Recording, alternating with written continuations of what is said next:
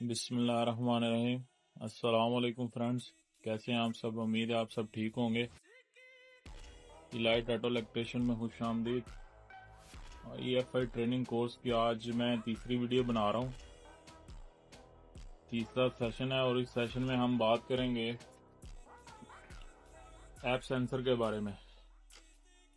अभी ये मेरे सामने 3 किस्म के ऐप सेंसर हैं। एक होंडा का है, एक निसान का है और एक टोयोटा का है।